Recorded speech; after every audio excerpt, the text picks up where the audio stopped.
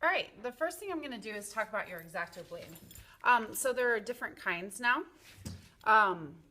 One, you twist the bottom and the blade will get loose or tight. This one here, the top twist. So if you notice the blade kind of slipping or jiggling around, you just need to twist this part at the top and it makes it nice and tight.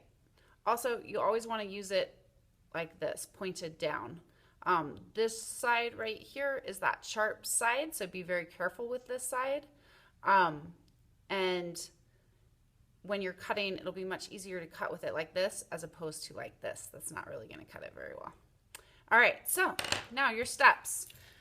You're going to choose your template, or if you're not using one of the templates, you're going to draw whatever image you want to draw onto your cardstock, like this here.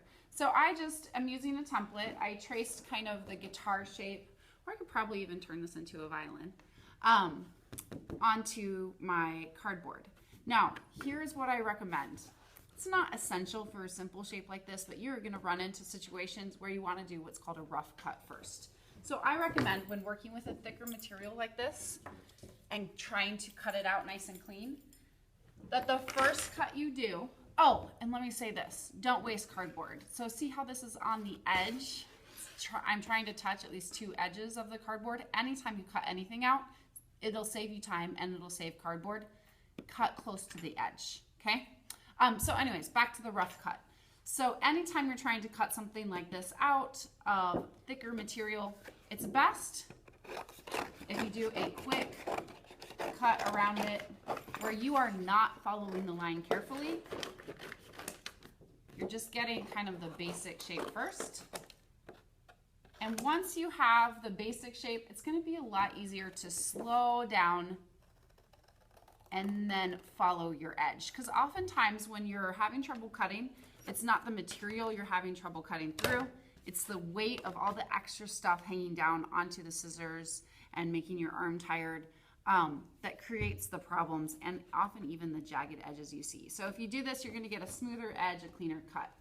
All right, now, once you have your rough cut out, it's going to look something like this, depending on what shape you're doing.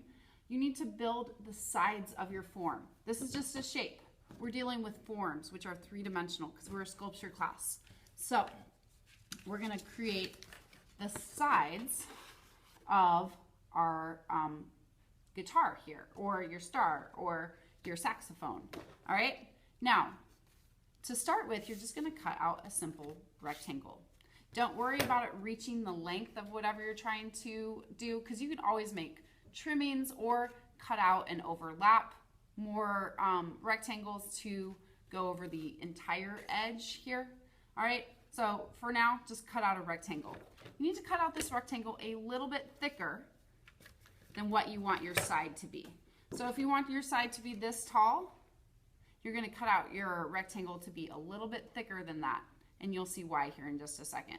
So as you can see, if I wanted to glue this down on here, it would be really difficult, okay? I'd have to do a bead of glue and maybe hold it on there. I don't even know how it would work, all right? So you're gonna learn a technique called scoring. Basically, you're gonna take your pencil and draw a line down the edge, and I have rulers, my line's not straight, down the edge of your cardboard. And I'm gonna do that here on the other side because you're gonna actually do it on both sides too, and you'll see why in a second. Oh, much straighter. This is why we use rulers. All right, now I'm gonna do what's called a score. So basically, I take this handy dandy X-Acto knife, which I'm sharing with my table members, and I carefully cut through just the first layer of the board, okay? So I am not pressing, like if you think about how hard you press with your pencil, I'm maybe not even pressing that hard, okay? And I'm going slow so that my X-Acto knife stays on the line, and I go all the way down. Once I do that, I'm gonna create a fold, and it's gonna fold nice and clean since I already scored it. And I also did the other side already. Now, we have something that we can glue on to a surface. We also have a part on the top in case we want to add anything later on, that now we can also put additional pieces of cardboard on top and glue it on, okay? But here's the thing.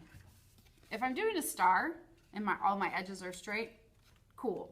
I'm done. I can trim it, cut it to the length that I need it, glue it on there. If you're doing a guitar, which is curved, and you want this to follow the edge, you can see it's not gonna bend, all right? So if you're doing a curved shape, I'm gonna teach you how to do that now. So basically you're gonna notch it, which means I'm just gonna take my scissors, cut some slits in there. The more that I cut, the easier it's going to curve in just a second. So all of my cuts are going the same direction. They're all pointed like this. And then I'm gonna do the opposite direction